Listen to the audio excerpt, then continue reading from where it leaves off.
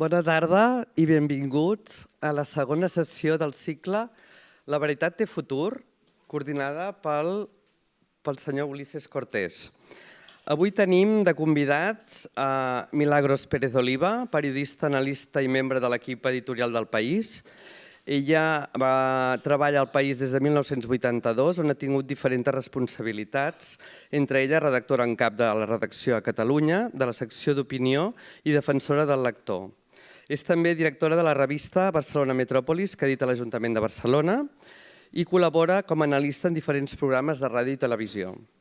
Forma part del Comitè de Bioètica de Catalunya, de la Fundació Grífols de Bioètica, del Consell Social de la Universitat Pompeu Fabra i del Patronat de la Fundació Catalunya Europa, entre d'altres organismes. Té el Premi de Benestar Social de l'Ajuntament de Barcelona, Premi Nacional de Cultura en Periodisme de la Generalitat i Medalla Josep Trueta per la tasca periodística en salut pública, concedida també per la Generalitat de Catalunya. Benvinguda, Milagros. Gràcies. I després tenim el director científic d'aquest cicle, que és l'Ulises Cortés. Ulises Cortés és catedràtic d'Intel·ligència Artificial de la Universitat Politècnica de Catalunya, coordinador científic del grup High Performance Artificial Intelligence de Barcelona, Supercomputing Center, i membre de l'Observatori d'Ètica i Intel·ligència Artificial de Catalunya i del Comitè d'Ètica de la Universitat Politècnica de Catalunya. També és doctor honoris causa per la Universitat de Girona. ¿Amb ustedes? Gracias. Bueno, gracias por su asistencia y hoy discutiremos sobre la verdad, la falsedad, la posverdad, la desinformación en los medios de información y bueno, te cedo la palabra para que tú eres la especialista en el tema. Bueno, no, el especialista los dos. Bueno, voy a hacer, si os parece bien, una pequeña introducción con algunos datos y luego ya entraremos en materia de discusión. A ver, como todas las tecnologies, la intel·ligència artificial, òbviament, es pot ajudar, evidentment. Però també, en segons quines mans i per segons quins propòsits, pot ser catastròfica. Avui mateix, nosaltres, ahir, anunciem, en el nostre diari, el diari El País, anunciem un nou servei d'intel·ligència artificial per ajudar els nostres subscriptors a fer preguntes i obtenir respostes de la informació que hem publicat nosaltres al llarg de tota la història del país. Això forma part d'un acord amb l'empresa OpenAI, que és l'empresa de ChatGPT, i que nosaltres ens hem convertit, en virtut d'aquest acord, en un proveïdor de continguts fiables pels programes d'intel·ligència artificial del ChatGPT, que, com sabeu, no està actualitzat fins l'últim dia i que aquest és un dels reptes que té l'empresa, justament, actualitzar la informació i, d'alguna manera, discriminar entre les fonts de les quals pren informació quina és fiable i quina no és fiable. Per això ha arribat a acords amb diaris com el New York Times o com el Le Monde, com el País, per la llengua castellana. Per tant, nosaltres tenim 2 milions de notícies publicades al llarg de la nostra història que estan depositades en un arxiu que nosaltres pensem que són fidedignes i ben fetes i que, per tant, pels nostres subscriptors, ara el que es tracta és de donar-li una eina perquè amb aquesta eina d'intel·ligència artificial buscar en el nostre arxiu no sigui un problema greu, sinó que sigui molt fàcil i realment fiable. Bé, aquest és un exemple d'un ús. Es pot utilitzar la intel·ligència artificial per descobrir mentides, fake news, etc. Veiem que els companys que treballen en fact-checking en diferents mitjans utilitzen algoritmes també per intentar trobar paraules que portin a descobrir si una cosa és verídica o no. Però també hem vist com hem vist el papa amb una anorac blanca que mai se l'hagués posat. Hem sentit dir a polítics frases que semblen sortides de la seva boca que mai no han pronunciat.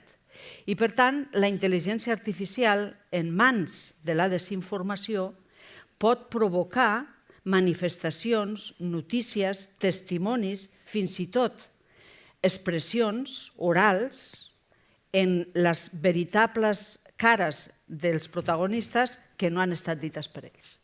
Per tant, també permet fer la més gran de les falsificacions perquè l'eina permet dir mentides amb més versemblança que mai de veritats.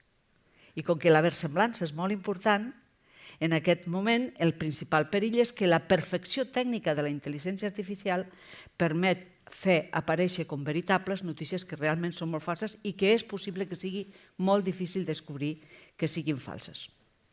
Tota aquesta revolució tecnològica, que pot anar per bé o per malament, ve en un moment de crisi de la democràcia en el que hi ha un canvi radical del sistema, de l'ecosistema mediàtic i un canvi radical, en conseqüència, dels mecanismes de conformació de la percepció ciutadana sobre la realitat i de la conformació de l'opinió pública, que l'opinió pública depèn molt d'aquests mecanismes de percepció.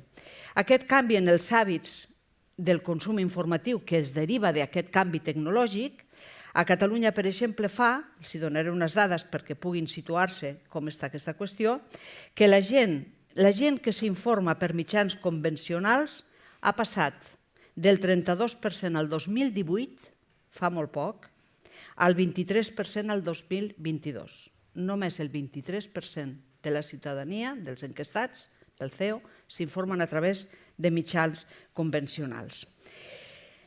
I entre els menors de 24 anys, el 43% diu que s'informa exclusivament per les xarxes.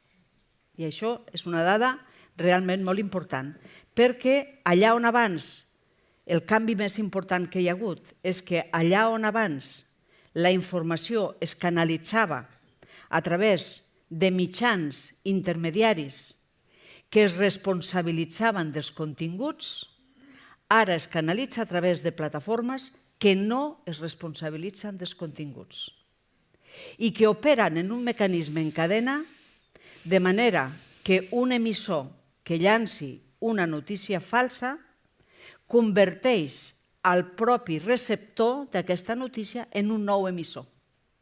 I així es fa una cadena infinita.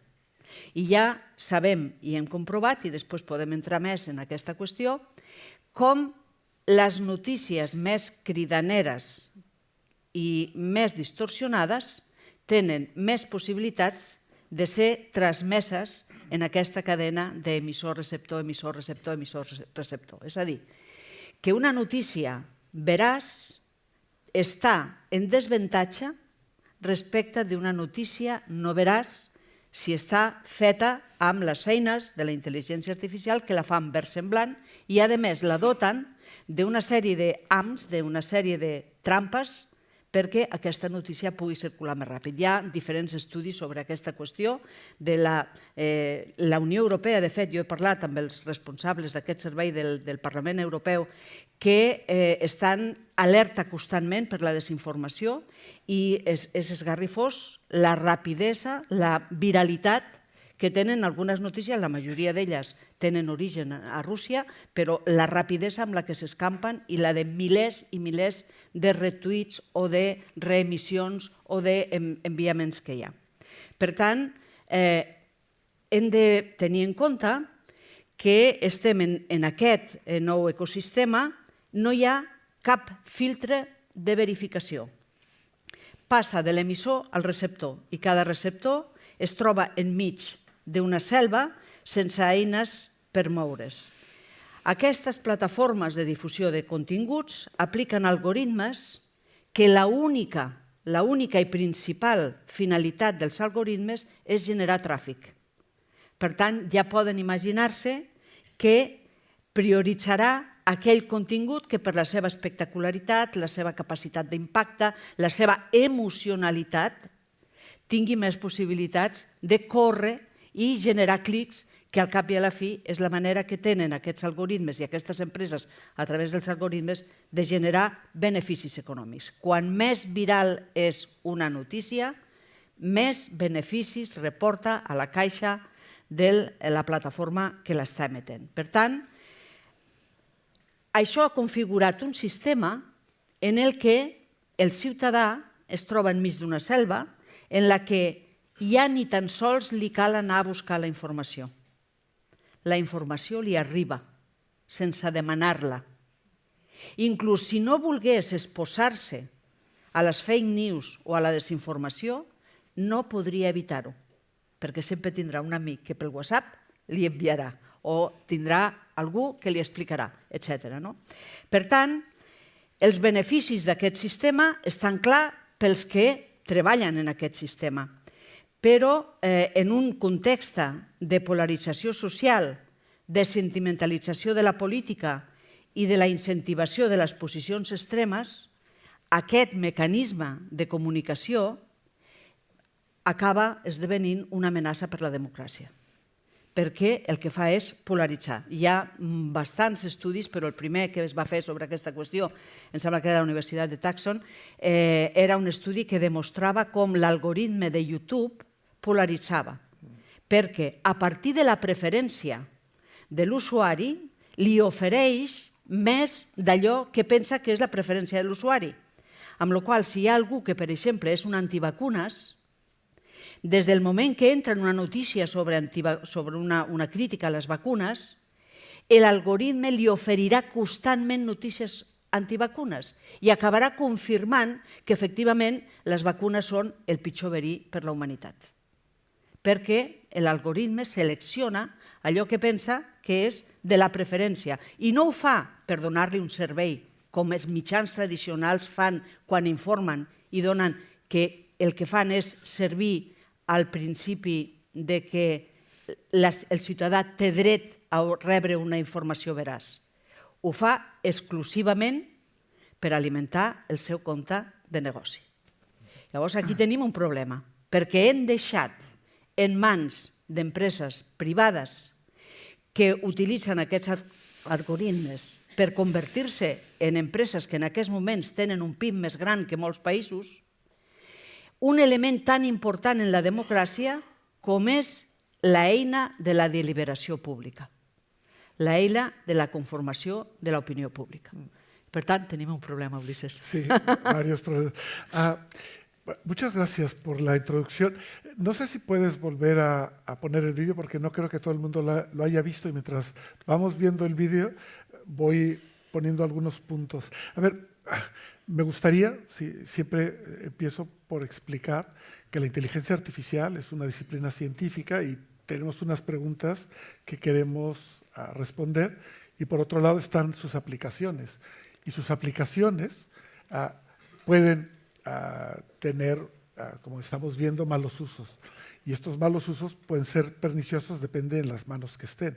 La pregunta es, ¿cómo hemos dejado que estas aplicaciones lleguen a manos de industriales, capitalistas o gobiernos que la están utilizando en el sentido más terrible del término, en contra de la humanidad para cambiarlo? Esto es una cosa. Por otro lado, se ha hablado de los usos mediáticos de la verdad.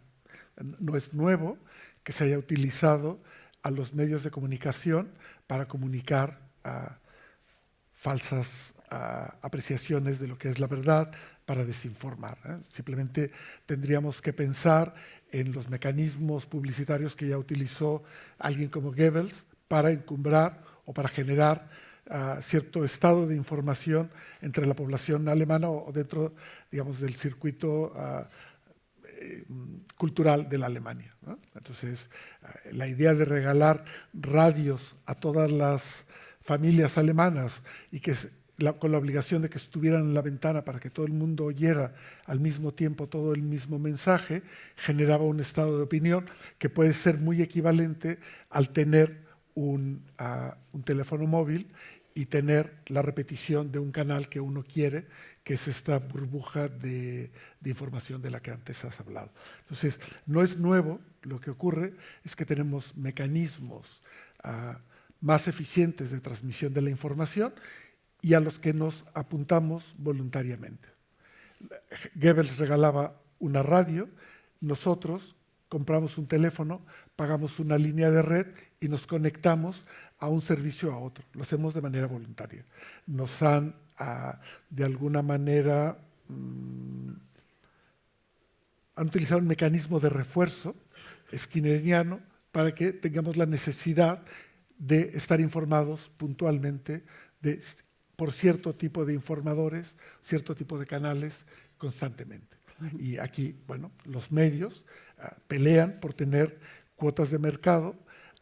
Los que abusan de la información en la red saben que tenemos consumidores que son adictos a cierto tipo de canales y cierto tipo de información.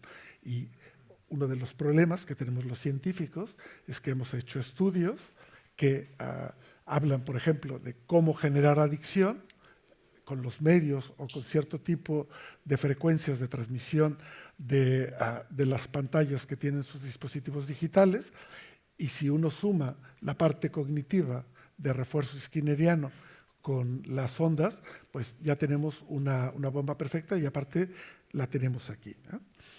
Por otro lado, has hablado de la opinión pública.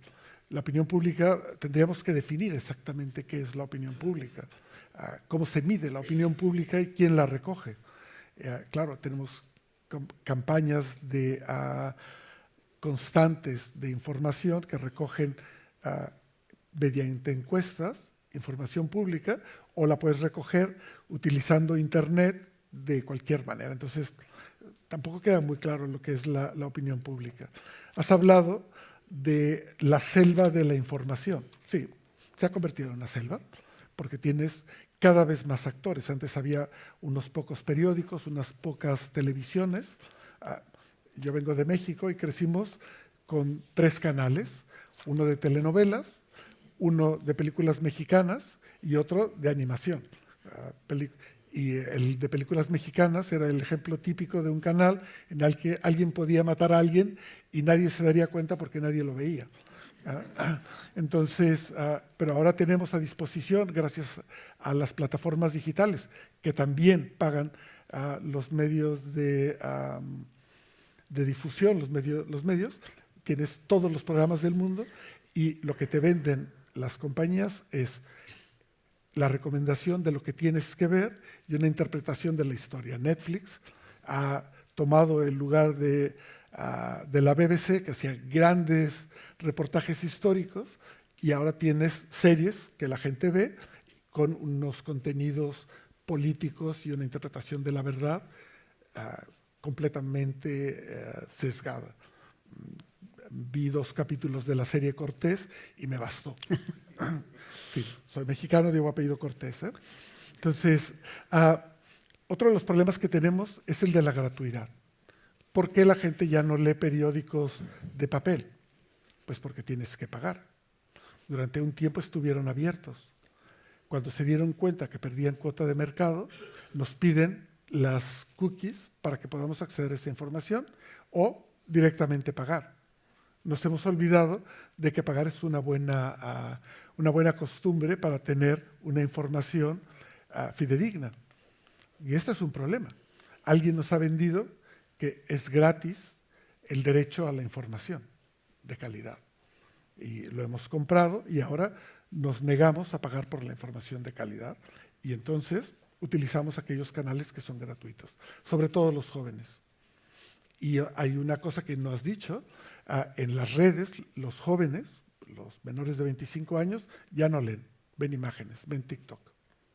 Entonces, si tenemos compañías que utilizan un lenguaje porque tienen guías de estilo, palabras que puedes utilizar, como hacen los medios, te pausterizan el lenguaje que puedes utilizar y el tipo de imágenes que ves, lo que tenemos es una reducción del vocabulario y por lo tanto de la capacidad de expresión y la capacidad crítica, y el problema no lo estamos viendo ahora, no lo veremos en ustedes, sino lo veremos dentro de 20 años, a estas personas que ya no leen y son incapaces de leer. Una de las cosas interesantes cuando uno ve las traducciones es que las traducciones automáticas intentan reproducir la sintaxis que se utiliza en inglés, donde apenas hay subordinadas. Son lenguajes directos, muy pequeños, pero el váyase señor González es un ejemplo de cómo se transmitían los mensajes en 140 caracteres. Es más marketing que pensamiento crítico. Lo que ustedes vieron en el vídeo, que eran 2 vasos, uno que tenía agua y otro que tenía vino, se corresponden a 2 fuentes de información. Una fidedigna, por ejemplo, la del País, que ahora se la han dado a un medio que es nada fidedigno, que es completamente oscuro, completamente sesgado, como puede ser el resultado de ChatGPT. ChatGPT es probablemente el instrumento menos fiable que hay en el universo. Entonces, si nosotros utilizamos esta cuchara y le ponemos gotas de información bien curada a un medio que está sesgado, ya vieron el resultado, ¿verdad? Y ahora este instrumento se lo damos a los lectores del País y utilizan ChatGPT, que ha recibido una gota o un vaso entero. No cambiará mucho el sesgo de este instrumento. Y claro, las respuestas estarán sesgadas, a menos de que se haga un trabajo de curación que es infinito, que el periódico tendría que hacer. Tendría que ver que si realmente a la hora de preguntar a ChatGPT, un usuario normal recibirá respuestas fidedignas. Y este es un problema. Y es un problema grave porque tienen tanto poder que son capaces de llegar a acuerdos con New York Times, que tenía una denuncia por el usufructo ilegal de la propiedad de todos los artículos, y parece ser que habrán llegado a un acuerdo, esto yo no lo sabía, pero tenemos que tener mucho cuidado de saber si estos nuevos instrumentos entrenados ahora con una fuente, su resultado es tan bueno como el de un vaso de agua. Llevo 40 años dedicándome a las aguas residuales, el río Besós es la especialidad nuestra y, claro, si tú tienes una contaminación orgánica, bueno, con un cierto esfuerzo puedes retratar el agua y convertirla en agua grises para limpieza o agricultura, o si trabajas mucho y la ozonificas, puede ser potable. Pero cuando tú tienes metales pesados, no hay manera de quitarlos. Entonces, el problema es saber si alimentando algo que ya está sesgado de naturaleza puede convertirse en información verídica. No verosímil, pero sí verídica, ¿no? Y yo creo que es aquí el problema. Como ciudadanos deberíamos pelear de alguna manera por encontrar aquellas fuentes que son verídicas. Respecto al tema de OpenAI y de este acuerdo, es cierto, tienes toda la razón, que difícilmente por el hecho de que OpenAI utilice El País o Le Monde, no sé exactamente qué acuerdo, estaban negociando un acuerdo con el New York Times, pero no conozco los detalles. Pero lo que hace El País con la inteligencia artificial no es lo que hace ChatGPT. Lo que hace El País con la inteligencia artificial es intentar hacer una herramienta de inteligencia artificial que a partir de nuestra única información le ofrezca al lector una forma de discriminar fácil la información que ha publicado el periódico. Es decir, facilitar al lector las 2 horas que a lo mejor tendría que estar buceando por el archivo con una serie de claves que lo tenga más fácil. Es una herramienta de búsqueda. Es una herramienta de búsqueda con inteligencia artificial, por lo tanto, que pueda resumirle, por ejemplo, pues las sentencias que se han publicado pues sobre el Estatut de Cataluña, hazme un resumen de lo que ha publicado El País de esas sentencias, o de las sentencias directamente. Quiero decir que, bueno, hay un uso que puede ser constructivo y estoy muy de acuerdo que cuando el continente general es un continente de basura, no puede salir nunca una... Parcialmente. Exacto, exactamente. Sobre lo que has dicho de la gratuidad, que es un tema clave. La gratuidad ha sido el instrumento para captar. Ha sido el instrumento para captar, para fidelizarnos. Pero precisamente la gratuidad lo que hace pensar a la gente es que es posible tener información buena sin pagar nada por ello. En un momento de complejidad extraordinaria de todo en la sociedad, que para hacer una información fidedigna, fiable y bien hecha y contrastada, es más caro que nunca. Nosotros, si estamos ahora en Gaza o tenemos que ir a Corea o tenemos que hacer una información de un conflicto, no podéis imaginar lo que cuestan los seguros de vida de las personas que enviamos allá y tener personas dispuestas a irse a Ucrania al frente o a Gaza con los convoyes humanitarios que sabemos que los bombardean, ¿vale? Por lo tanto, tener hoy información fidedigna es más caro que nunca y necesita más fiabilidad que nunca, es decir, el emisor ha de ser fiable. Y aquí tenemos un problema, porque la información gratuita que llega no sabemos quién es el emisor último, claro. No sabemos de dónde sale, diríamos, ¿no? Y por lo tanto, pero esto se produce, esta distorsión o esta desconfiguración, estamos delante de una desconfiguración del sistema comunicacional, se produce como parte de un fenómeno más general. No es solo un problema de los periódicos, es un problema general de todas las intermediaciones. Todas las intermediaciones están en crisis. Está en crisis la intermediación de los partidos políticos, está en crisis la intermediación de los sindicatos, está en crisis la intermediación de la academia. Está puesta en cuestión también. Y, por supuesto, de los medios. Cuando en el 15M empezamos a ver los periodistas que siempre éramos muy bien recibidos en todas las manifestaciones que había, en todos los conflictos, cuando iba un periodista siempre era muy bien recibido porque era una garantía de que aquel conflicto tenía un altavoz, ¿verdad? Cuando llegábamos a las plazas del 15M, de repente nos dimos cuenta que no nos recibían tan bien. Incluso nos insultaban. Y nos dijeron: no representáis bien la realidad.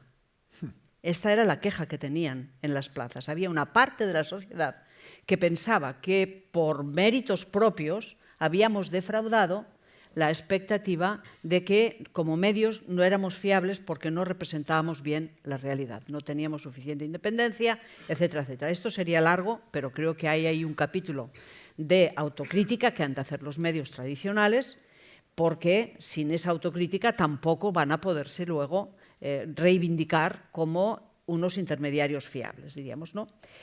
Pero el problema es que ha cambiado todo el ecosistema y también el sistema político, de manera que allí donde Goebbels utilizaba una radio para fidelizar a la gente y fue la primera intervención de masas importante, ahora quienes quieran manipular las conciencias tienen un instrumento infinitamente más poderoso, que es la persuasión total 360 grados alrededor de la persona. O sea, te llegan los mensajes sin pedirlos, en cualquier momento y a cualquier hora, siempre en la misma dirección. Y esto es un problema porque la cuestión es que ahora existe el interés de intervenir sobre la percepción de la ciudadanía, sobre la percepción que la ciudadanía tiene sobre la realidad.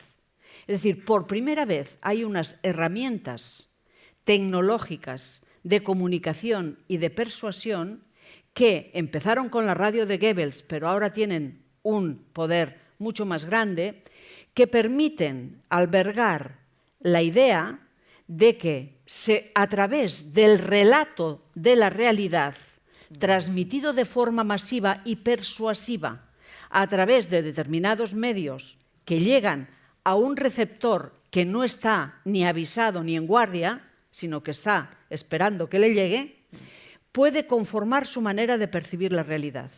Y al conformar su manera de percibir la realidad, pueden conformar una realidad nueva. Pongo un ejemplo. ¿Cómo es posible que el problema de la inmigración pase de ser el 9º problema de los ciudadanos españoles hace 4 meses y en 3 meses, en el último CIS, la inmigración se convierte en el primer problema? Y si vas a mirar esa encuesta y ves que la gente responde que cree que el primer problema es la inmigración, cuando se le pregunta, ¿usted ha tenido relación con inmigrantes? Los que responden que sí, se les repregunta qué relación han tenido con los inmigrantes, ¿es una experiencia positiva o negativa? La mayoría responden que positiva. Entonces, ¿cómo es posible que una mayoría de gente que tiene una experiencia que no es negativa, hay algunos que la pueden tener, pero que la mayoría no es negativa, cuando se les pregunta cuál es el problema general de todos, no se ciñe a su experiencia personal, sino que hace una construcción ideológica a partir de los inputs que ha recibido. Y entonces, ¿qué ha pasado? Pues que estas personas van a votar. Y si deciden votar a Vox, acaban modificando la realidad sobre la inmigración. El discurso acaba modificando la realidad. Es decir, hay ahora más spin doctors trabajando para los agentes políticos para construir un relato que conforme una determinada percepción de la realidad en la ciudadanía, porque eso es lo que permite ganar las batallas políticas. No tenéis más que observar nuestra política cotidiana. Es una batalla de relatos. Entonces aquí la pregunta que no podemos hacer es ¿cómo es posible que políticos que aspiran, por ejemplo, a presidir el país más importante del mundo, Estados Unidos, o políticos españoles que aspiran a presidir el gobierno de España, se permitan mentir a la hora de exponer su relato sobre la realidad? Nos digan cosas que sabemos que no son ciertas o que son distorsionadas respecto de la realidad. ¿Cómo es posible que Trump dijera antes de ser elegido presidente más de 20.000 mentiras? Eso antes de ser elegido presidente la anterior vez. Luego el Washington Post hizo un conteo de las veces que mentía y durante el mandato mentiras, mentiras, mentiras en manifestaciones 25.000. Y medias verdades y falsidades y todo esto, montones, montones. ¿Cómo es posible? Y esta es la cuestión importante. ¿Por qué un líder político se permite mentir y despreciar la verdad sabiendo, además, que tenemos herramientas tecnológicas que permitirán descubrirlo en 3 segundos? Bueno, porque hay un sesgo cognitivo de confirmación y la gente que cree que aquel dice la verdad no tiene por qué dudarla, ¿no? Hay una cosa muy curiosa, hay un parlamento, creo que es el neozelandés, en el cual tiene un mecanismo de fact-checking, de comprobación de los hechos, de las expresiones de los parlamentarios, y si encuentran que algún parlamentario dice una verdad, una falsa verdad, da falsa información o dice una mentira, se le amonesta. Si no rectifica, se le expulsa 1 semana. Aquí se quedaría... Aquí estaría vacío. Entonces, claro, parte de esta observación fue la que dio origen a este ciclo. ¿A quién le interesa la verdad en el futuro? ¿Y cuánto nos puede costar realmente saber lo que es verdadero? Y este es un problema político. Es decir, casi nadie se lee los programas de los políticos que tienen comisiones enormes, que se devanan los sesos, estas comisiones de políticos escriben estos programas que nadie lee, o casi nadie lee. Quizás algún periodista se los lee porque forma parte de su trabajo y la gente va a votar. Va a votar sobre todo unas listas de personas que no conoce, de las que no tiene compromiso. Este sistema democrático tiene esa historia de que tú jamás ves al representante político de tu circunscripción. No hay como en Inglaterra o en Estados Unidos la obligación del político de ir y dar la cara por cada una de las decisiones que se toman. Entonces, hemos alejado al político, se ha convertido en una categoría aparte, ya no es un ciudadano. Hablamos de los políticos, hablamos de los periodistas, de los informadores, que ya no forman parte del ciudadano que va al foro a oír lo que dicen los políticos o, si no puede ir al foro, recibir la información. Entonces, este sistema de intermediación, tú tienes que tener uno que sea de confianza, y si no es de confianza, es el de repetición. Y una de las cosas que tienen los medios digitales es que están disponibles a todas horas. Si eres un insomne, de noche lo podrás ver. Si estás en el metro, lo podrás ver. Si vas corriendo y tienes tus auriculares, lo tendrás. A mí me sorprende. Yo soy de bicicleta y metro. Y cuando voy en bicicleta y metro, a mí me sorprende ver a la gente aislada con sus auriculares. Entonces, Esas cada burbujas. vez generas burbujas, cada vez hay menos conversación, o las conversaciones que se hacen a través de foros, con lo cual ya has creado, particularmente porque los foros o los grupos de WhatsApp o de cualquiera de estos medios, en el fondo lo que están creando son burbujas que uno elige. Pero el problema es quién es el que provee la información que luego se distribuye. Sí, pero eso, fíjate lo rápido que ha sido el cambio respecto de la valoración. Es decir, hemos pasado en Estados Unidos, por ejemplo, de un país en que los impeachments que se han hecho contra presidentes de Estados Unidos eran, fijaos, en el caso de Nixon también, y en el caso de Clinton, por no decir la verdad, por mentir. El sistema de comunicación anglosajón tenía el tema de la verdad como un elemento central del sistema mediático americano. Y en 8 años, en 10 años, hemos pasado a que se vote masivamente a un mentiroso compulsivo. A un mentiroso compulsivo que un día llegó a decir que podía irse a la Quinta Avenida, disparar a alguien y sus electores le seguirían votando igual. Esta frase es tremendamente impactante, por lo que revela de verdad percibida por aquel que está utilizando estos instrumentos para esto. Entonces, claro, cuando nos preguntamos cómo es posible que un político se pueda mentir con esta profusión y con esta intensidad sin temor a que le van a descubrir inmediatamente, es por algo más general. Y ese algo más general es la devaluación de la verdad. Claro. Porque cree que no le va a penalizar. Es más, cree que no le va a penalizar entre los suyos, lo que tú has dicho, las burbujas de la polarización, y cree además que le va a reportar beneficios en la medida que cree confusión en el adversario. Claro. Pero no tenemos que irnos tan lejos. Es decir, no ha pasado un mes de lo de Valencia. El bulo de los muertos. Bueno, no solo ese. Es decir, todavía tenemos que saber qué pasaron en esas horas de apagón informativo que nunca ha existido. Y que haya un personaje como el presidente de ese partido que siga defendiéndolo y acuse a los demás. O ese es el relato. A la UME, ¿no? Pero está mintiendo. Es un relato alternativo. Tendencioso, alternativo, las realidades alternativas. Antes que decías lo de Nixon, hay un momento antes de Twitter, cada americano compraba al menos 2 periódicos distintos. Y ahora apenas se compran periódico en papel. Entonces había gente que contrastaba noticias. Y ahora ya no hay como mecanismos de contraste de las noticias. Y este es un problema. Y otro problema al que nos hemos acostumbrado son a los 24 horas.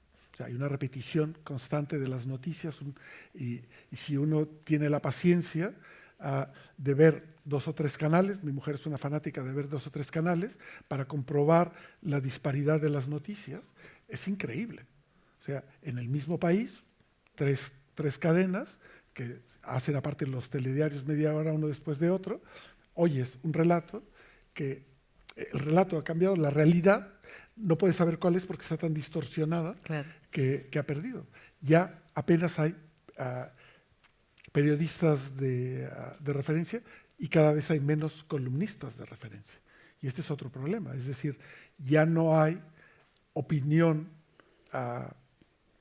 de peso y lo que tenemos son opinadores que van a los periódicos y hablan de todo el tiempo. Y este es un problema grave. Una de las cosas que a mí me ha motivado a salir de la Torre de Marfil, donde siempre he vivido, es ver cómo hay mucha gente que se sube a los foros y habla de la inteligencia artificial con una ligereza enorme, como si fuera una panacea. La inteligencia artificial no es una panacea, antes bien, mal usada, puede ser un peligro. Y en el caso de la información es todavía más porque se ha logrado, es una tormenta perfecta, en el que todo el mundo tiene un dispositivo digital, todo el mundo accede al dispositivo digital. Y fíjense que las televisiones se han convertido en un dispositivo digital en el cual elegimos un canal con una narrativa que se nos acomoda y ya no hay confrontación.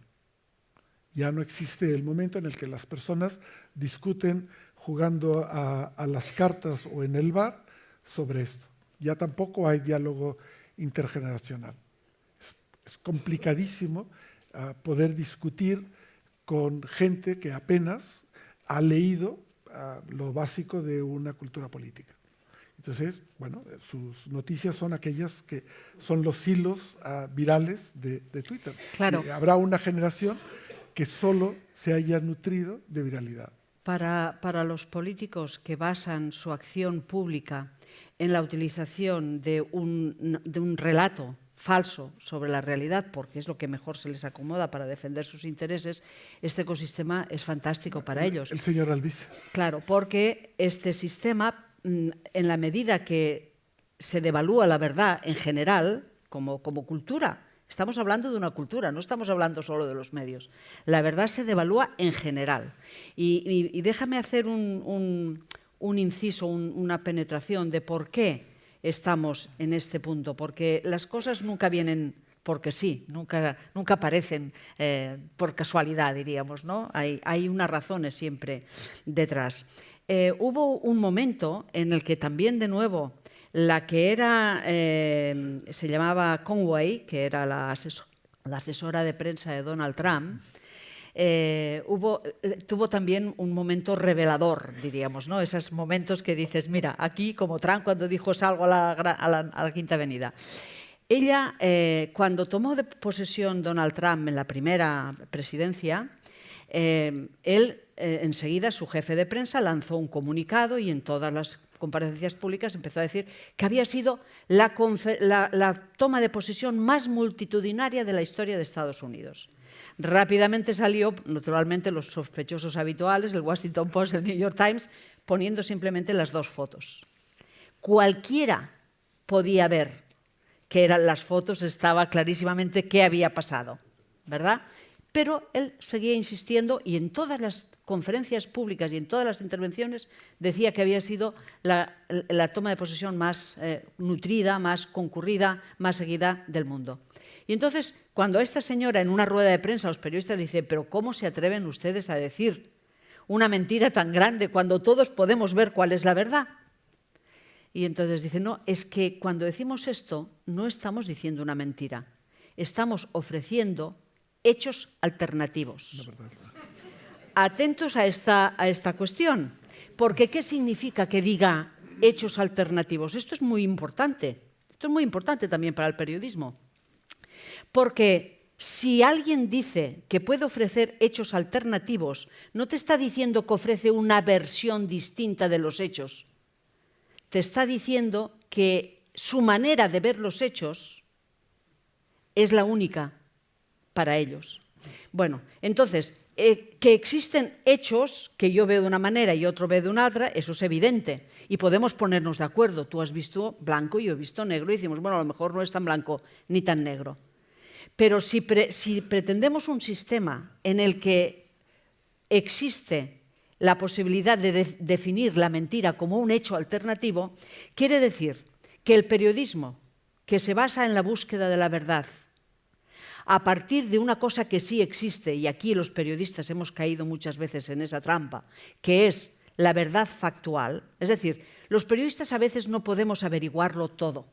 No podemos saber los últimos datos de un conflicto. Nos podemos equivocar muchas veces. Lo que se pide de nosotros es que busquemos la verdad y que nos aproximemos lo máximo posible a la verdad, como hacen los académicos, por el sistema de la verificación y del raciocinio. Y que una vez tengamos todos los elementos, lo ofrezcamos honestamente, explicando también lo que no hemos podido averiguar sobre aquella verdad.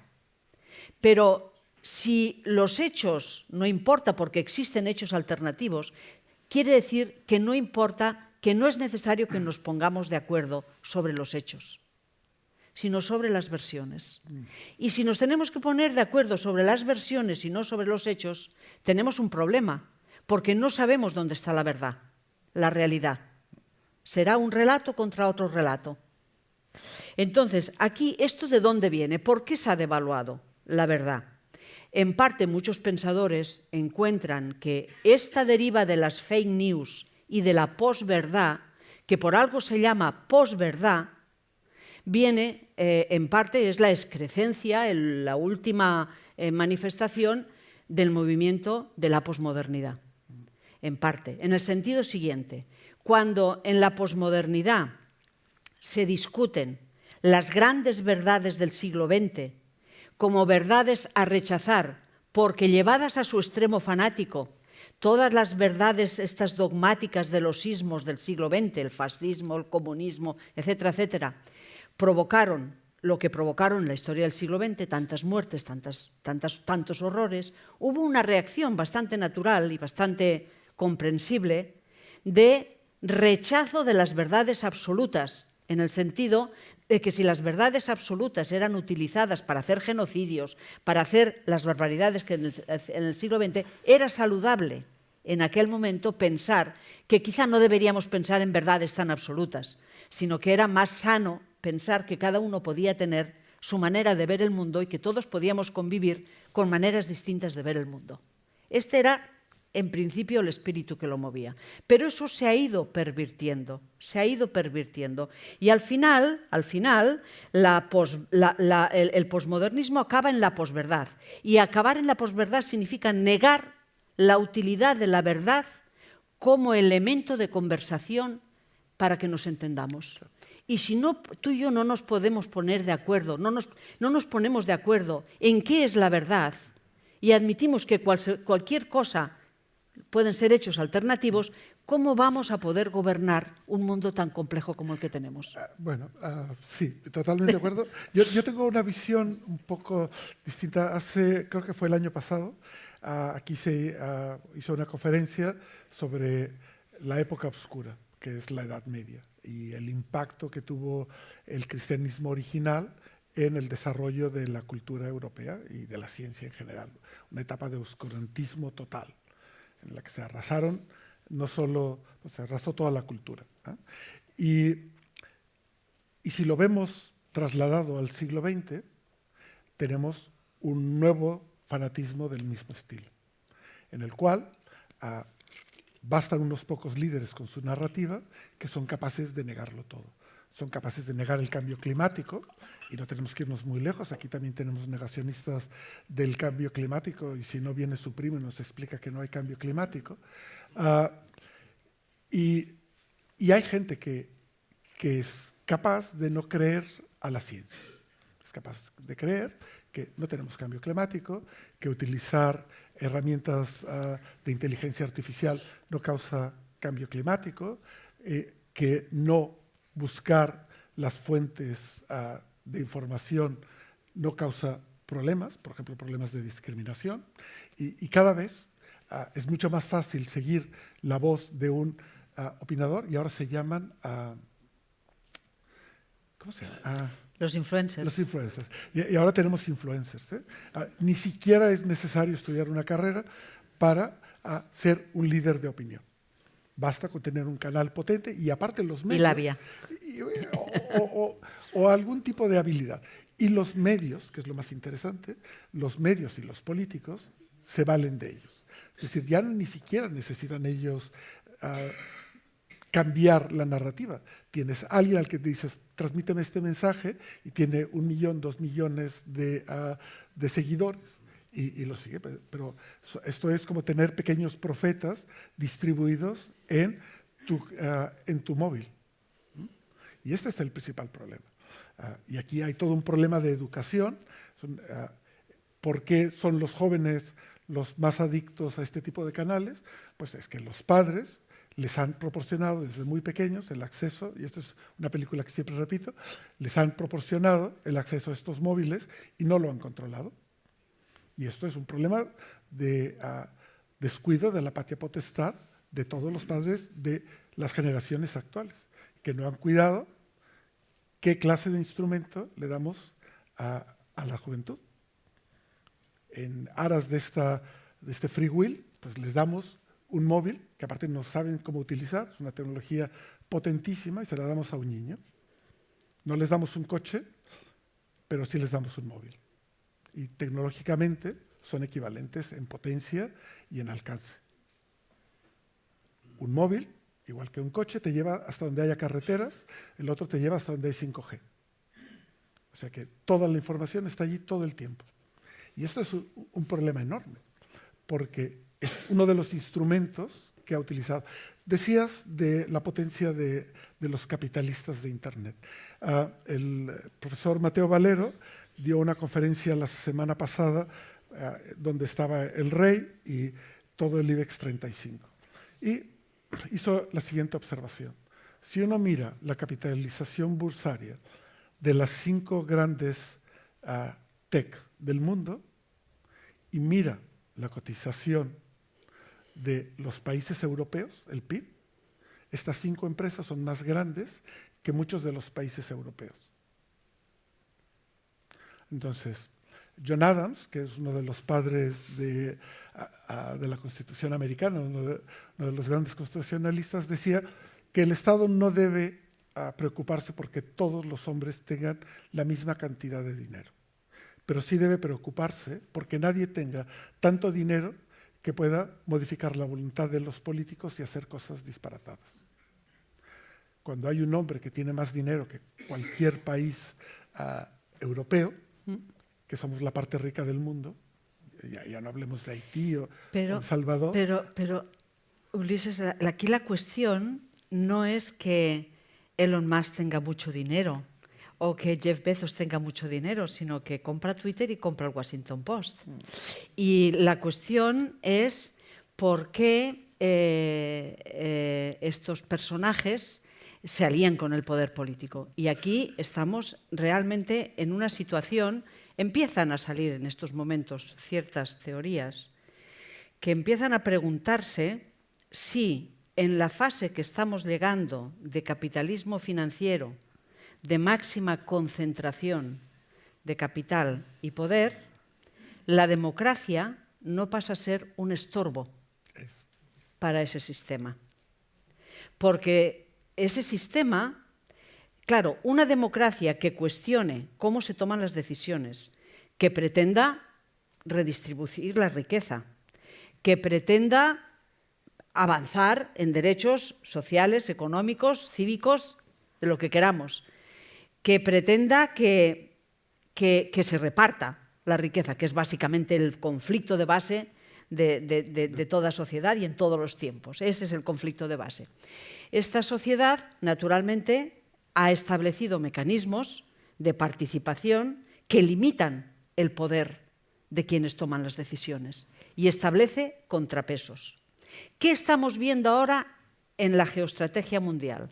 Que ya hay más territorio en el mundo gobernado por regímenes que no tienen esos contrapesos democráticos o que no son, incluso algunos que se dicen democráticos pero que no son una democracia de calidad, que países que funcionen con una democracia mínimamente de calidad. Y esto aquí, todo eso no ha venido tampoco porque sean muy perversos, quiero decir, no es una conspiración que 4 se han sentado, los del G20, ¿no? Se han sentado en un sitio y han dicho, a ver cómo vamos a conseguir ahora. No, es una evolución sinérgica en la que todo lleva a poder ser utilizado con esa determinada finalidad. Y eso es más difícil de combatir que una conspiración. Eso es más difícil de combatir. ¿Cómo se ha creado esto? Pues de alguna manera, cuando se erosiona la noción de verdad, se hace porque nos interesa tener confusión. Interesa que haya confusión y que haya falsos debates y que estemos discutiendo sobre cosas que si los trans, que si los no trans, con respeto para los trans, pero que estemos discutiendo de cosas muy polarizadoras, pero no discutamos de otras cosas. Durante este tiempo en la que se ha instaurado la posverdad como cultura dominante, cuidado con esto porque es cultura dominante, ¿qué hemos visto? Hemos visto un desprestigio del pensamiento racional. Yo me he preguntado muchas veces, ¿cómo es posible que tantos jóvenes universitarios, educados en el método científico, en el método racional de evaluación de la realidad, abracen con tanto entusiasmo medicinas alternativas, bulos, engaños mil, convencidos de que aquello es la verdad absoluta. Tengo una vecina, pobrecita mía, que tiene unas teorías de la crianza, que ni duerme ella, ni duerme el bebé, está desquiciada ella, está desquiciado el bebé. Y yo digo, ¿y cómo le podría hacer entender? No, ella sigue un gurú de la crianza y es tremendo. Bueno, el desprestigio del pensamiento racional. Otra, la exaltación de la subjetividad y las emociones por encima de todo. Eso tiene que ver con el nihilismo imperante. Lo único que importa en el individualismo consumista es mi deseo, satisfacer mi deseo. Como alimentamos a la gente la expectativa de que lo único importante en realidad es satisfacer su deseo individual, privado, particular, pues la subjetividad pasa a tener un problema muy importante. Os recomiendo, por ejemplo, un libro que ha publicado recientemente un politólogo que se llama Oriol Bartomeus, que habla, el último que ha publicado, que habla cómo ha cambiado la relación de los electores con la política. Cómo los electores jóvenes se dirigen a los políticos o ven a los políticos como si compraran un producto determinado. Me convences, te voto, ¿no? Me convences, ayer me convencías, hoy no me has defraudado, ya no te voto. Esta volatilidad del voto, esta mercantilización de la relación con el político, tiene que ver con esa exaltación de la subjetividad que pone en primer término como importante para el individuo sus necesidades particulares, por encima del bien común, del colectivo, etc. Espera, dos más y enseguida te doy. El otro es un relativismo radical y militante. Relativismo.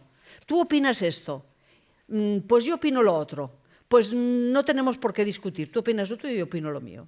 Todo relativo. Tú sigue con tu opinión y yo seguiré con la mía. Las burbujas. Todo es relativo. No hay manera. Y además militante. Militante. No aspiro a hacerme cargo de una realidad, de cuál es la verdad. No aspiro a la verdad ya. Ni siquiera aspiro a la verdad.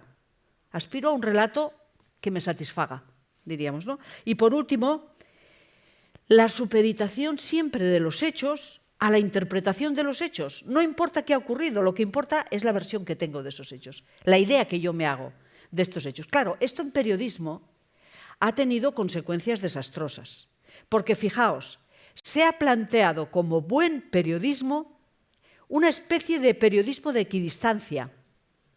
Tenemos dos conflictos, ¿verdad? Tenemos unos señores que dicen que hay cambio climático y tenemos otros señores que dicen que no hay cambio climático. Tenemos unos científicos que dicen que el tabaco genera cáncer de pulmón y tenemos otros científicos que ponen en cuestión la calidad técnica de los trabajos del otro científico. Entonces, cuando hay un tema conflictivo, se entiende que es un buen periodismo aquel que ofrece las dos versiones. Pero yo pregunto, ¿ofrecer las dos versiones es ofrecer una información veraz al lector? Porque entre un curandero y un científico, la verdad no estará más del lado de uno que de otro. Entonces, nosotros damos la versión del científico y del charlatán y le damos la misma importancia a uno y a otro y que el lector se las apañe. ¿O tenemos la obligación como periodistas de averiguar detrás de un trabajo cuánta verificación hay, si se ha probado ese medicamento, si ha sido sometido al escrutinio científico, etcétera? Entonces, el periodismo equidistante es falso periodismo, sirve a la mentira. Porque fijaos que cuando hay una verdad incómoda, lo primero que hacen los intereses que están perjudicados por esa verdad incómoda es organizar un relato alternativo. Es decir, ofrecerte un científico que dice lo contrario para que tú hagas el promedio. Fijaos que este relativismo de la verdad también ha llevado al periodismo a autoengañarse y a asumir el periodismo de trinchera. Hay mucho periodismo de trinchera en el mundo en este momento. Periódicos y periodistas que defienden una posición antes que intentar dar una información veraz. Es decir, que la información que ofrecen es muy interpretativa de acuerdo con determinadas ideologías. Y tenemos, por lo tanto, que los periódicos que antes podían ser conservadores o progresistas, pongamos, ¿no? Que un periódico sea conservador o progresista no importa. Existen dos maneras, tres, cuatro de ver el mundo. Se puede tener una visión conservadora y una visión progresista. Eso se ha de expresar en los artículos de opinión y en las editoriales. Pero la información debería ser sagrada. Y la información no debería estar manipulada ni tergiversada, debería estar basada en hechos reales y comprobables. Por lo tanto, la verdad periodística existe, que es aquella que se atiene a hechos comprobables, demostrables, mediante la comprobación, diríamos, ¿no? Entonces ahora tenemos un periodismo interpretativo que hace más relato que información, en muchos casos. Tenemos un periodismo de trinchera en el que los medios, pues a muerte con Feijóo, a muerte con Sánchez, diríamos, ¿no? Para simplificar. Y al final eso lo que crea es un escepticismo. Entonces el receptor, la persona que quiere informarse, desconfía de todo el sistema, obviamente, porque dice, vamos a ver, si el día que sale la sentencia del Estatut, el periódico Avui da una versión de la sentencia del Estatut X y el periódico La Razón da una versión de la sentencia del Estatut contraria, radicalmente contraria, y eso es una sentencia que se puede leer y todo el mundo la puede leer, ¿cómo puede ser que haya dos versiones antagónicas en dos periódicos? Pues más todavía, son dos versiones antagónicas de dos periódicos del mismo propietario, que ya es. Entonces la gente dirá, bueno, y entonces yo para saber lo que pasa, para hacerme una idea de lo que ocurre realmente, tengo que ver Antena 3 y Telecinco para hacer, o tengo que comprar El País y El Mundo, o tengo que hacer... ¿Y hacer el promedio? ¿Vosotros creéis que el promedio está en el medio? ¿Que la verdad está en el promedio? Pues no, obviamente, la verdad está en otra parte, donde sea que esté, pero no está en el promedio. Entonces, el periodismo de las versiones es el periodismo perezoso, que se contenta con dar la versión de uno y la versión del otro, cuando lo difícil es realmente averiguar qué pasa y explicarlo, incluso con el riesgo de no contentar. Y ya sabemos que muchas veces, cuando hay una verdad incómoda, los poderes que se duelen de esa verdad incómoda, lo primero que hacen es organizar la desinformación. Organizar la desinformación, las versiones, para que el periodismo perezoso les sirva. Entonces, la equidistancia significa darle la misma oportunidad a la verdad que a la mentira. Esa es la idea con la que nos hemos de quedar. Y, por lo tanto, hemos de privilegiar o preferir o elegir aquellos medios que no le dan la misma oportunidad a la verdad que a la mentira. El tema es que la verdad es muy cara. Es muy cara, claro. Comprobar. Yo tengo el problema de que yo no creo que España sea un país en el que la ciencia sea apreciada. Y por lo tanto, nosotros estamos en la cola de los intereses. Y como no somos seguramente tiene más tirada la declaración de un deportista de élite que de un científico connotado. Si a ustedes les hago la pregunta de cuál es la alineación del Barça, seguro que se la saben, o la del último 5-0 también se la saben, pero saber la lista de los investigadores de élite que hay en Cataluña costaría. Entonces, es muy complicado en una sociedad que ha sido sesgada hacia un tipo de opiniones, que la verdad científica prevalezca. En cuanto a la verdad política, pues hay un problema también de usurpación. Cada vez vemos más políticos vestidos de periodistas. Y esto, claro, es el mensajero que lleva una opinión marcada. Tampoco no hay un argumentario, sí hay un argumentario, pero no con la necesidad de transmitir una narrativa a la que todos podamos entender cuál es el contexto, sino simplemente que el campo se vista de un color u otro. Y la inteligencia artificial, los medios masivos de captación de la información, son en manos de quien tiene el dinero un mecanismo enorme, porque uno puede organizar la información de tal manera que siempre salga aquella información que queremos que salga, Primero, por muy falsa que sea, o por muy poco verídica que sea. Y esto ocurre en cualquier medio. Si ustedes hacen un sistema de ranking utilizando cualquier fuente, cualquier periódico, cualquier agencia de noticias, y ven cómo las organizan cualquiera de los buscadores, Perplexity, Google, cualquiera de ellos, están sesgados. Y claro, ese sesgo, un día, otro día, otro día, otro día. Claro, no sé si ustedes son grandes usuarios de buscadores, pero aquellos que lo son tienen que saber, y eso es algo que se conoce poco, que vienen sesgados de naturaleza. A mí ahora ha salido un estudio que es anecdótico, pero puede dar una idea de por dónde van las cosas. Hay una comparación entre Gemini y OpenAI en el sesgo político que tienen. Hay un grupo de ciencias políticas en una universidad americana que se ha puesto a hacer preguntas sobre temas políticos a los dos. La misma pregunta a los dos. Y ver en media qué responden. Y OpenAI es claramente de derechas, muy poco respetuoso con el medio ambiente. El otro es un poco más. Todo lo progresista que se puede ser en Estados Unidos, ¿no? Y sobre todo pensando que ha estado alimentado con toda la información en inglés, que es el 90% de la información disponible en Internet, que es la base fundamental de los entrenamientos para este tipo de máquinas. Entonces, uno de los problemas que yo veo a los usos más de las herramientas de inteligencia artificial para informar a la gente o para construirse opinión es que están basados en cómo se percibe la información y cómo se ha escrito la información y la historia en América, y en Inglaterra también, pero fundamentalmente en Estados Unidos, y este es el verdadero problema. ¿Qué es lo que tenemos que hacer como conjunto lingüístico y cultural para construir nuestros propios medios y que al menos sea algo más semejante a cómo pensamos y qué valores tenemos? Y esto será complicado. Será complicado porque hay que recordar que una de las cosas que ha hecho tan permeable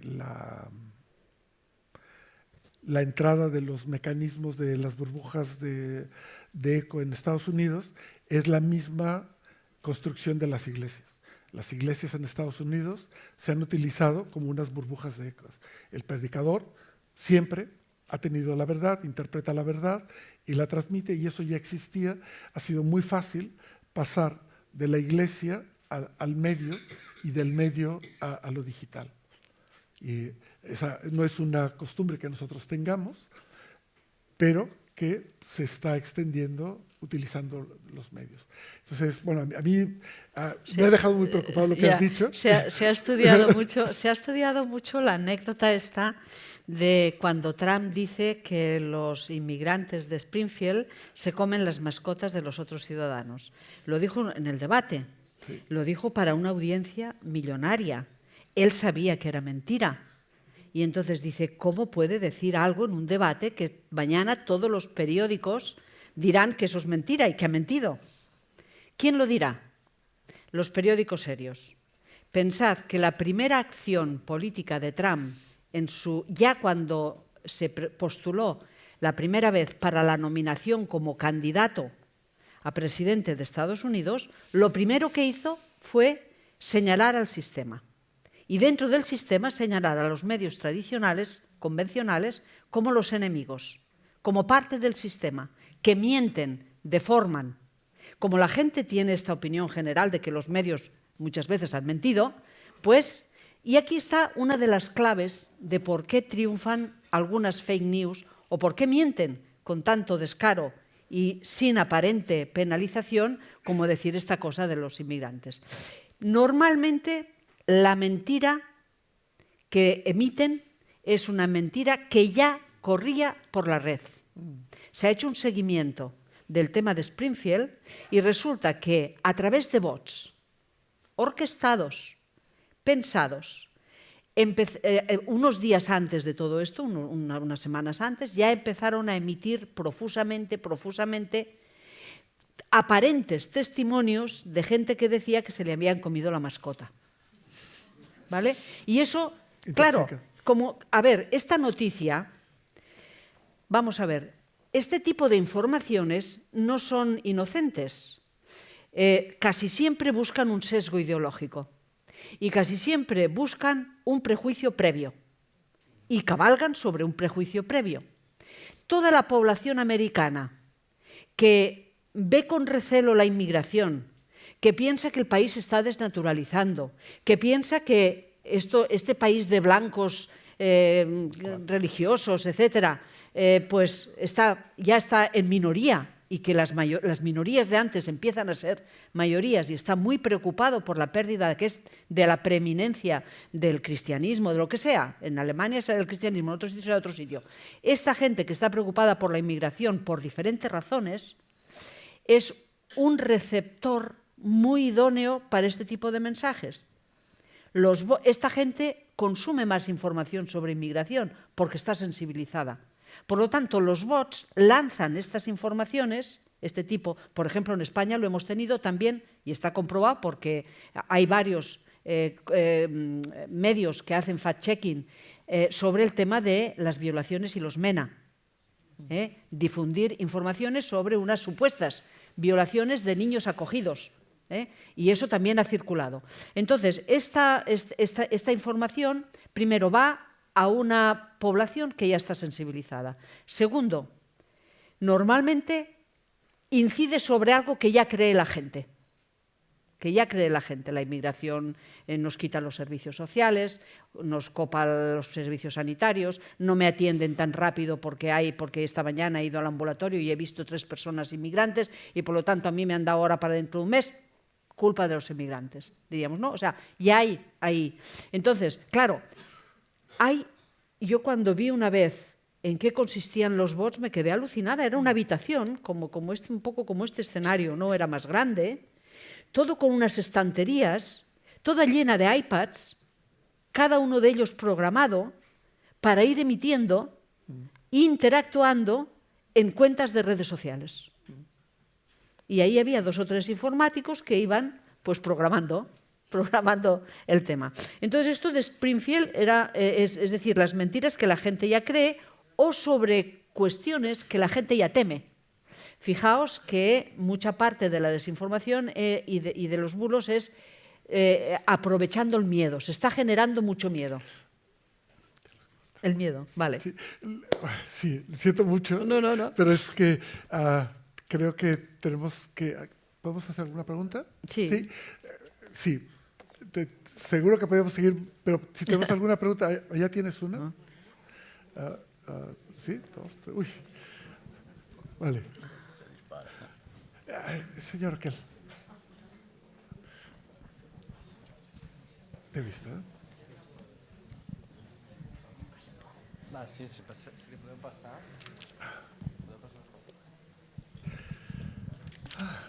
Como el agua se ha ido.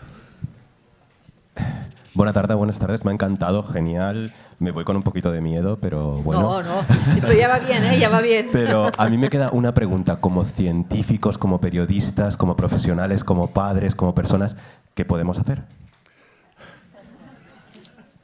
Hombre, muchísimo. ¿No? Sí.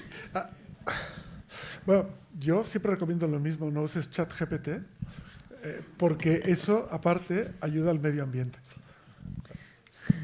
Cada vez que alguien hace una pregunta, no utilizan la palabra prompt a ChatGPT, es como encender, una pregunta fácil, es encender una lámpara, una bombilla, de 40 watts durante 1 hora y 6 litros de agua. 200 millones al día solo en OpenAI.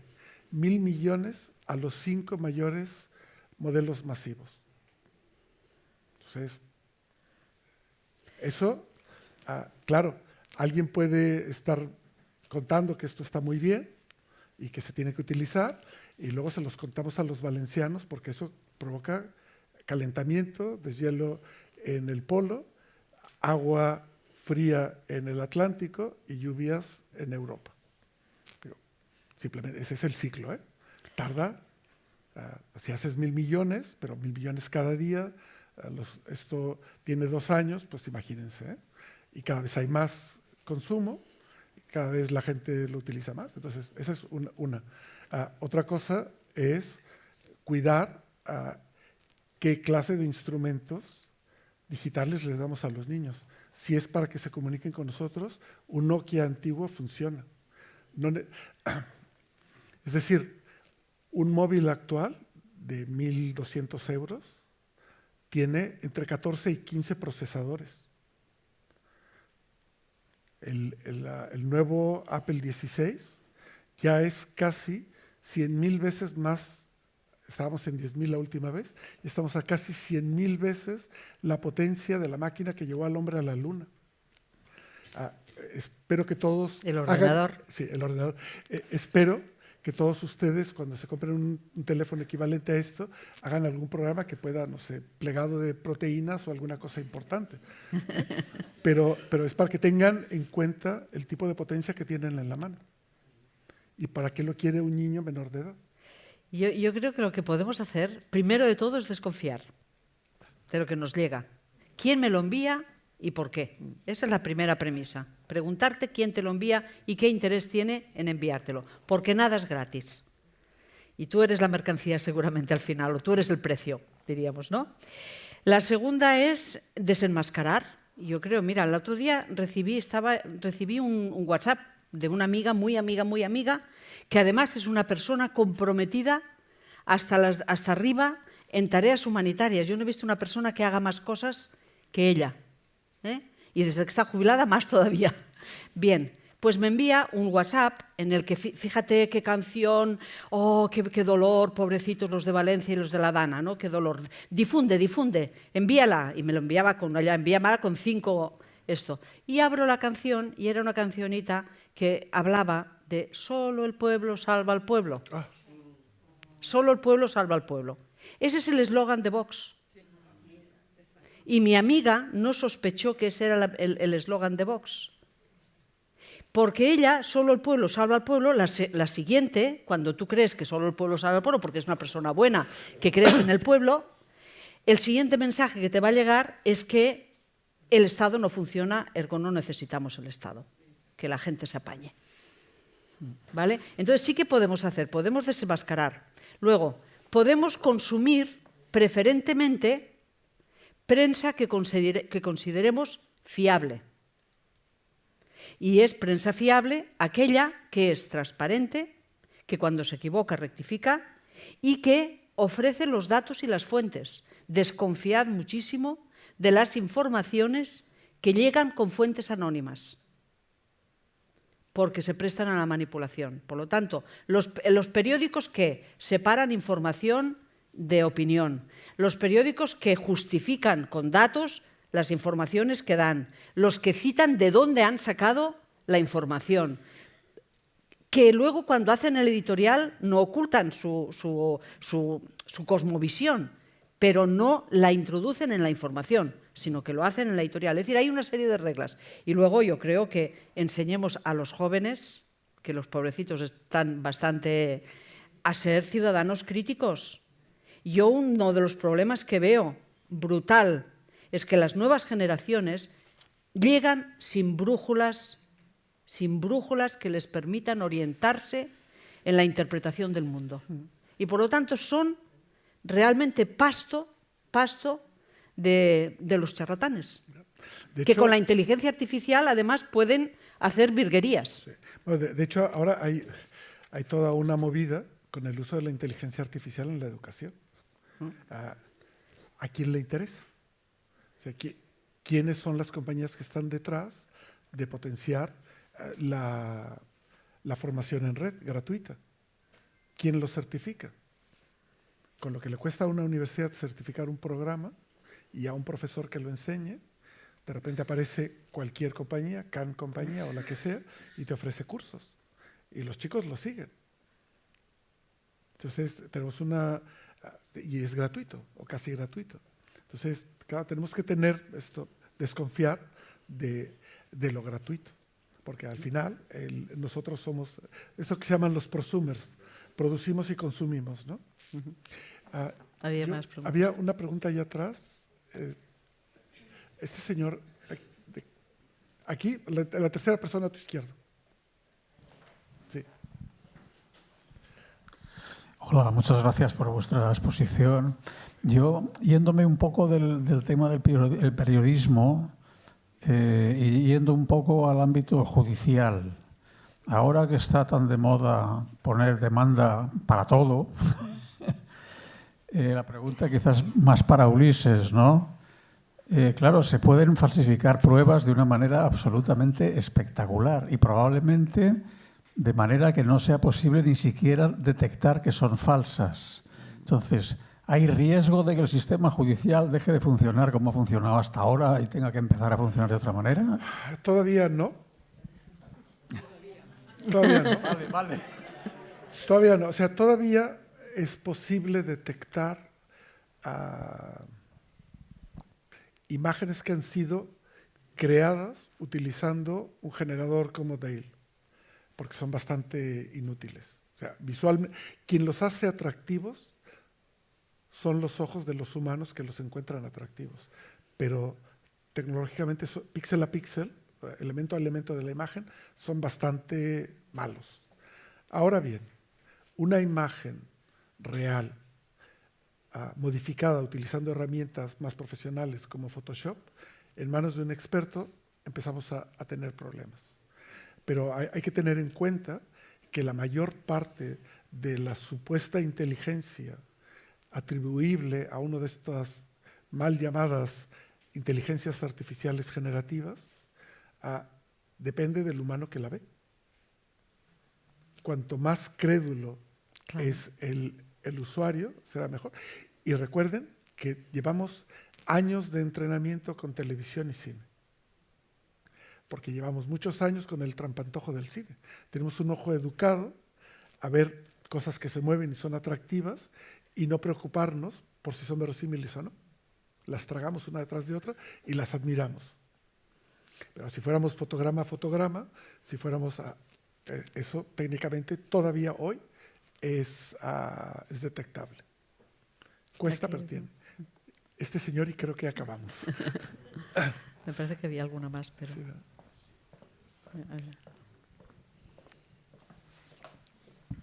Bueno, buenas tardes, gracias por la exposición. Me gustaría preguntar, más bien en positivo, si los chats, tanto GPT como Gemini, como OpenAI, con el tiempo continuarán siendo con un sesgo racista, homófobo, machista, o si al cabo de las décadas acabará tomando un empuje las nuevas versiones de las nuevas sociedades que irán surgiendo, o si ya vamos con una desventaja tan grande, centenaria casi, o de siglos atrás. A ver, sí, se podría hacer una herramienta si se hace ex novo y curas.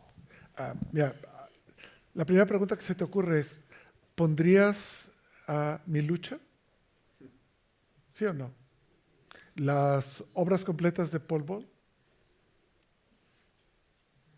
¿Los discursos de Franco? ¿Los pondrías? Tiene como unos pequeños, digamos, lo que sea, lo que tú quieras. Es decir, ¿lo pones o no? Entonces, o lo quitas. Y si lo quitas, ¿qué clase de sesgo tienes? ¿Quién lo decide? Entonces, los tenemos en las bibliotecas y las personas que son capaces de leerlos van y los leen y los escoges tú. Lo que no vale es que una máquina que calcula la probabilidad de que cierta parte de un texto extraído de cualquier libro, el Make-up, por ejemplo, encaje en la tarea que tú le has pedido realizar y te la haga tuya, porque luego tú vas y lo firmas y lo entregas, eso tiene un problema enorme. Entonces, no es de fácil solución encontrar una herramienta entrenada de una manera que no tenga un sesgo. Como sociedad tenemos sesgos positivos y negativos. Intrínsecamente los tenemos. Ahora, ¿cuál es el conjunto de personas que deberían entrenarlo? ¿Cómo se hace? Y sobre todo, ¿quién lo prueba antes de liberarlo? Una de las cosas, o sea, la mayor parte de los que utilizan ChatGPT, ¿alguno ha utilizado ChatGPT aquí? Vale. Pues todos ustedes trabajan gratis para una compañía probándolo. Entonces, gracias por su trabajo gratuito, generoso y voluntario para hacer más ricos a unos pocos. Bueno, yo creo que no tendríamos que irnos en sentido pesimista, como decía el señor del fondo. Al contrario, yo creo que vamos a ver, solo si somos conscientes de por dónde vienen las balas, podemos esquivarlas. Y entonces toda esta reflexión que tenemos que hacer sobre estos mecanismos de sesgo, de dominación, de generación de relatos, son necesarios para convertirnos en usuarios no vulnerables. Y yo recuerdo que cuando estudiaba periodismo me hicieron hacer con Umberto Eco, que era un coñazo, pero es igual, con Umberto Eco me hicieron hacer un trabajo semántico, semiótico, de la publicidad. Y fue maravilloso, porque después de hacer ese trabajo sobre anuncios de publicidad, aplicando las herramientas de deconstrucción y de codificación de los elementos de la publicidad, es que yo ahora ya no veo ningún anuncio como el emisor quiere que lo vea, veo la trampa. Lo primero que veo es la trampa, lo primero, es decir, la decodificación. Entonces, aquí tenemos varios retos. Uno, las redes sociales y las plataformas son en estos momentos instrumentos necesarios, imprescindibles para funcionar en la sociedad, pero están en manos de actores privados que tienen intereses que no son precisamente los de favorecer la democracia. Pues pasado el sarrampión de la llegada de todas de las ventajas y de la fascinación por las redes sociales y todo esto, vamos a tener que plantearnos cómo las controlamos. De hecho, porque son demasiado influyentes y tenemos que controlarlas. De hecho, hay una pregunta que es retórica, ¿eh? Me la hago a mí mismo y no sé cómo responderla. Capaz que el profesor del Pozo sabe. ¿Por qué no tenemos una red social europea? ¿Por qué no tenemos un Google ¿Todas europeo? son americanas? O sea, no. O sea, la Unión Europea pone 3 euros y lo hacemos. O sea, esto no es enviar un hombre a Marte, ¿eh? O sea, no es una tecnología que sea bueno, y entonces deberíamos estar pensando en cómo hacemos un sistema alternativo a lo que ya se ha demostrado en estas elecciones de Estados Unidos, que es una alianza, de hecho, extraordinaria y a la vista de todos. Se ha juntado un mentiroso que ha ganado las elecciones mintiendo y diciendo barbaridades con el principal propietario de una de estas plataformas. Es que es el sistema político antisistema, que niega de hecho la democracia de facto, aliado con la empresa principal tecnológica que necesita la antipolítica. Sí. Entonces, cuidado, porque estamos hablando de cosas serias. Habría que ver quién hace las campañas políticas de la derecha en Europa y verán que tienen la misma fuente. Sí. El primer campo de experimentación fue en Andalucía. Bueno, gracias. Muy bien.